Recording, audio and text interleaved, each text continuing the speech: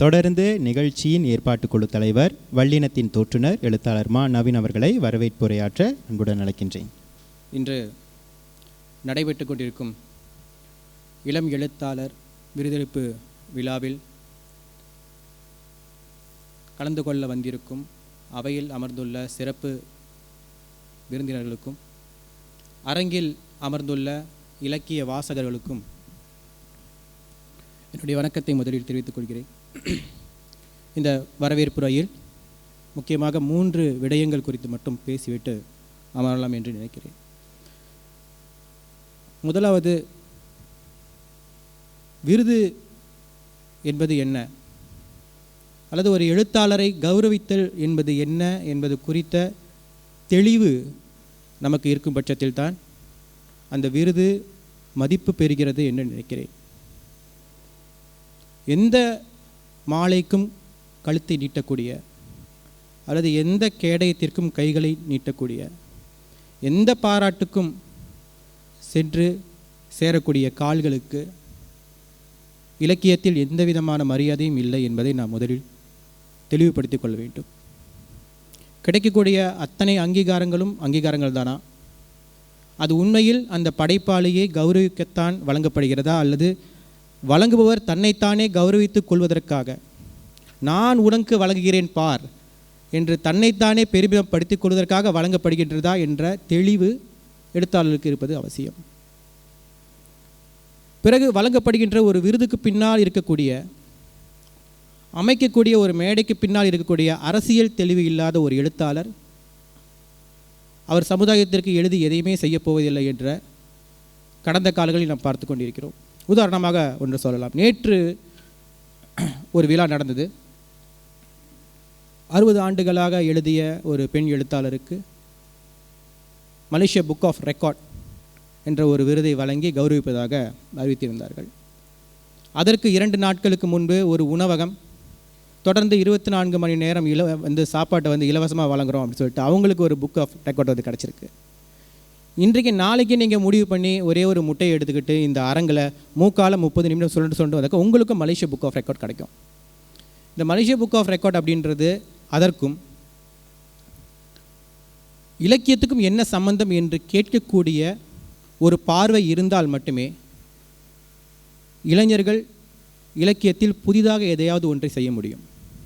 அல்லது கிடைக்கக்கூடிய அங்கீகாரமெல்லாம் அங்கீகாரம்தான், அத்தனையும் கௌரவம்தான் என்று நினைத்தால் நீங்களும் 100ல் 1 படைப்பாளியாக உதிர்ந்து செல்வீர்கள் என்று இந்த அரங்கில் முதலில் சொல்லிக் கொடுக்கிறேன். அப்படி வல்லினம் வழங்கக்கூடிய இந்த விருதுக்கு பின்னால் இருக்கின்ற உழைப்பை முதலில் சொல்வது அவசியம். முதலாவது, இந்த விருது வழங்குவதாக சில மாதங்களுக்கு முன்பே அறிவித்தோம்.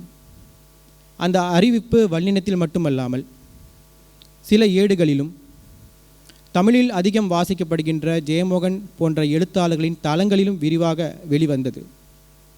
அதன் பின்னர் அரவிந்த் குமாரின் சிறுகதைகள் குறித்து 2 முக்கியமான படைப்பாளிகள், சிங்கப்பூரிலிருந்து லதாவும் தமிழகத்திலிருந்து எம் கோபாலகிருஷ்ணன் அவர்களும் விரிவான விமர்சன கட்டுரை ஒன்றை எழுதியிருந்தார்கள். நன்றாக கவனிக்கும். விமர்சன கட்டுரை, அதாவது அரவிந்த் தான் தமிழில் மிகச்சிறந்த எழுத்தாளர் சொல்ல விமர்சன பூர்வமாக அணுகியிருந்தார். அவருடைய போதாமையும் சொல்லி, அரவிந்த் குமாரின் போதாமையும் சொல்லி எழுதப்பட்ட கட்டுரைகள் வெளிவந்திருந்தன.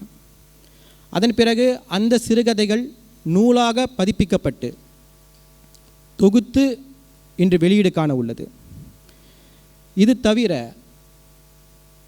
அரவிந்த் காலகட்டத்தில் சமகாலத்தில் உருவான பிற படைப்பாளிகளுடைய படைப்புகள் எந்த நிலையில் இருக்கின்றன என்ற அரங்கும் சற்று முன்பு நடந்தது என்பதை நீங்கள் பார்த்திருப்பீர்கள்.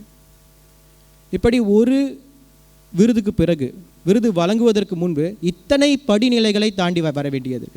ஏன் அவருக்கு ஒரு விருது வழங்குகிறோம், அவருடைய கதைகளுடைய உண்மையான குவாலிட்டி என்ன, அதை விமர்சனபூர்வமாக அணுகுவது, அதை பொதுமக்களிடம் பரவலாக சென்று சேர்ப்பதற்காக ஒரு நூலை பதிப்பிப்பது, அந்த நூலை செறிவு செய்து மலேசியா மட்டுமல்லாமல் தமிழகம் உள்ள நாடுகளுக்கும் உள்ளிட்ட நாடுகளுக்கும் கொண்டு செல்வது என்று இத்தனை செயல்பாட்டுக்கு பிறகு வழங்கப்படக்கூடிய ஒரு விருதுக்கு தான் மரியாதை இருக்கின்றது என்று நான் நினைக்கிறேன். அப்படி அல்லாமல் இன்று யார் வேண்டுமானாலும் விருது கொடுக்கலான்னாக்கா நீங்கள் முயற்சி பண்ணலாம். உங்கள்கிட்ட ஒரு 5000 ரிங்கிட் இருந்து அதை செலவு பண்ணக்கூடிய மனமும் இருந்தால் நீங்கள் கூட ஒரு விருதை வந்து ஒரு ஆளுக்கு கொடுத்துட்டு போயிட்டுருக்கலாம். ஆனால் அந்த விருதுக்கு என்ன மதிப்பு இருக்குது? கொடுப்பதால் மட்டுமே ஒரு விருது மதிப்படைந்து விடாது. அது கொடுக்கப்படக்கூடிய காரணம், அதற்கு பின்னால் இருக்கின்ற உழைப்பு மட்டுமே ஒரு விருதுக்கு மகத்துவம் சேர்க்கின்றது என்பதை முதலில் நாம் தெரிந்து கொள்ள வேண்டும். தொடர்ந்து மலேசியாவில் இருக்கின்ற பிற மொழி படைப்பாளிகளிடம் உரையாடி கொண்டிருக்கின்ற சூழலில் மிக திட்டவட்டமாக உறுதியாக என்னால் சொல்ல முடியும், மலேசியாவில் இளம் தலைமுறைக்கு வழங்கப்படுகின்ற ஆகச் சிறந்த விருது வல்லினம் விருது என்றால் என்னால் உறுதியாக சொல்ல முடியும். இளம் படைப்பாளிகளுக்கு நூல்களுக்கு விருது வழங்கக்கூடிய சூழல் உள்ளது, சீன இலக்கியத்தில் உள்ளது, வழங்குகிறார்கள். மிக நாகரிகமாக உலகம் முழுக்க இருக்கின்ற சீன எழுத்தாளர்களிடம் அவர்களுடைய கதைகளை வழங்கி தேர்ந்தெடுத்து பெரிய தொகை வழங்கக்கூடிய சூழல் சீன இலக்கியத்தில் வந்திருக்கு. ஒரு கதைக்கு ஒரே ஒரு கதை, அந்த ஒரு கதையை சிறந்த கதையை தேர்ந்தெடுத்து 10,000 ரிங்கிட் வழங்கக்கூடிய சூழல் சீன இலக்கியத்தில் இருக்குது. ஆனால் ஒரு இளம் படைப்பாளி, வளர்ந்து வரும் ஒரு இளம் படைப்பாளியை அடையாளம் காட்டக்கூடிய விருது பிற மொழிகளுக்கு இல்லை. அது தமிழில் வல்லினம் செய்து கொண்டிருக்கிறது. இது முதல் விஷயம். அவ்வகையில் இந்த விருதை பெறக்கூடிய அரவிந்த் குமாருக்கு என்னுடைய வாழ்த்துக்களையும் மகிழ்ச்சியும் தெரிவித்துக் கொள்கிறேன்.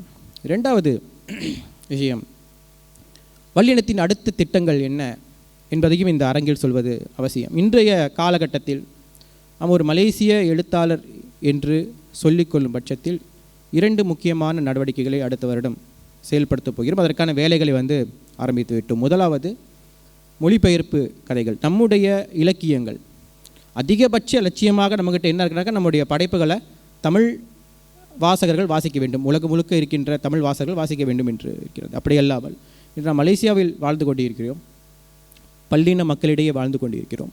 நம்முடைய எழுத்துகள் பிற மொழி வாசகர்களிடம் சென்று சேர வேண்டிய பணியை நாம் முன்னெடுக்க வேண்டியுள்ளது. அதற்காக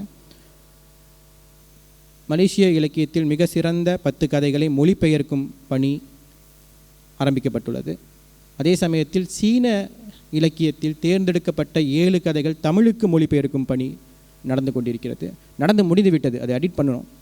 அப்புறம் அதே போல் மலாயில் இருக்கின்ற மிக முக்கியமான எழுத்தாளரான ஜாக்கீருடைய கதைகள் ஏறக்குறைய 10 கதைகள் மொழிபெயர்க்கப்பட்டு அதற்கான அடுத்த கட்ட வேலைக்கு சென்றிருக்கிறது. இந்த நூல்கள் அனைத்தும் வெளியீடும் பிற மொழி எழுத்தாளர்களுடனான ஒரு உரையாடலையும் அடுத்த வருடம் நிகழ்த்த நாம் திட்டமிட்டுள்ளோம். அதன் வழியாக மலேசிய தமிழ் இலக்கியம், சீன இலக்கியம், மலாய் இலக்கியத்துடனான ஒரு உரையாடலை ஏற்படுத்த வேண்டும் என்ற ஆவல் உள்ளது. அதே போல சிலருக்கு அறிந்திருக்கலாம், 2000 தமிழினி 2000 என்ற ஒரு மாநாடு காலச்சுவடு வழியாக தமிழகத்தில் நடந்தது. அதற்கு பிறகு 25 ஆண்டுகளில் தமிழ் இலக்கியத்தில் என்ன விதமான மாற்றங்கள் நடந்துள்ளன என்பது குறிப்பாக மலேசிய சிங்கப்பூர் இலக்கியத்தில் என்ன விதமான மாற்றங்கள் நிகழ்ந்துள்ளன என்பது குறித்த ஒரு கருத்தரங்கையும் அடுத்த வருடம் நாம் ஏற்படுத்த உள்ளோம். இவை வருங்கால திட்டங்கள்.